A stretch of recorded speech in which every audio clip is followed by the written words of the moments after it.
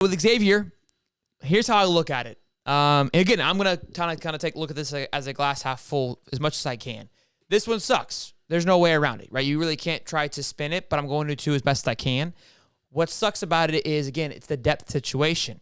And even connecting to Colorado, it is tough right now to keep depth on. And if Hendo at any point felt that, hey, my job is in jeopardy, these young guys are going to come in and maybe by game 6, 7, I'm going to be fighting for a starting role.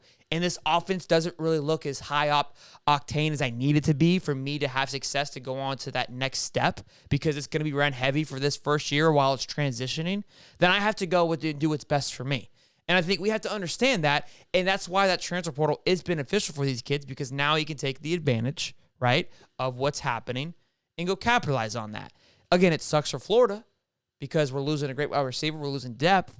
But these kids got to take care of themselves. They got to eat. Look, we'll be able to kind of get an understanding, a better idea, right, of what happened, what happened with the situation, on where he goes. If he goes and he goes to like let's say a Texas or a Michigan, Ohio State, right? Then I'm like, dang, we lost a dog because a big time school went out and got him, and he's going to be a starter there because he doesn't go to Ohio State just to be in second, right? He's going to go somewhere he can play with limited time left. So I'd imagine you go to a little bit of a smaller school, but the positive thing for me is I feel like, again, he's probably looking the positive side is he feels the heat, right? But honestly, I think it's more so the offense probably doesn't look as high octane as he would like it to be, right? Not getting as many looks as he would like. And again, he's got to look out what's best for him. So he's got to take advantage of it while he can. And that's just part of it. Again, and this is going to be that new world. And here's the other negative part. Because of Florida and where they're at in the situation that they're in with lack of depth, with lack of recruiting over the last few years, this stings a lot more. I mean, because look at Georgia. They're losing guys left and right, but because they have this thought of there's this 5-star to 5-star, nobody really bats an eye, right? Because they're in the positive light and they're coming off back-to-back national championships. But you've got schools like Miami, Florida, Colorado. One person moves, it may make sense, but because of the situation that it's currently in, it just feels a lot heavier than what it would. Same thing with Powell. A big loss on the D-line there. I think the D-line is definitely getting healthier, looking thicker. But again, there's always reasons there, right? And I know we had a Mazuka who tweeted out, who's, I'm going into the portal, and we heard Billy fought for him to bring him back in. These two, I'd imagine there was a conversation on whether or not to save them or not save them.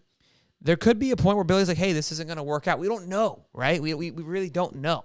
And we're never going to know, to be honest with you. I think the biggest answer to us, like Bear going from Georgia to USC, that to me, in my opinion, is a loss for Georgia. And how I gauge that is like he just went from a dominant Power 5 school to another dominant, possibly going to make a championship run school. So USC saw something. Now, USC's defense is pretty slim. So he's pretty, it's not like he's going to Alabama, which he couldn't. But again, he's still going to a big-time school. So, hey, we could utilize this guys got some legs left.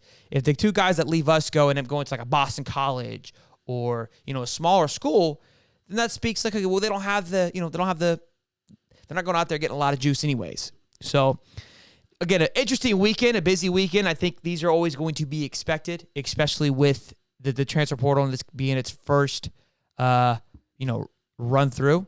And but look, it's got to be how it works. The transfer portal is a good thing, okay? And so with the transfer portal, how we get excited, who we going after, who we going to get, there's going to be guys on our side that are looking to leave as well too. So next man up, it is what it is. But USC will become unbearable. That was, Roger Dodger? Great name and great sentence. I mean, that was a phenomenal little combo there. I really love that energy. That was pretty solid. Hey, 2:30 in the chat here on a Sunday night. Make sure you guys show some love. Drop a like. Subscribe. We're almost to 14,000 subs. So that'd be great if you guys can show some love and support the show. Much appreciated.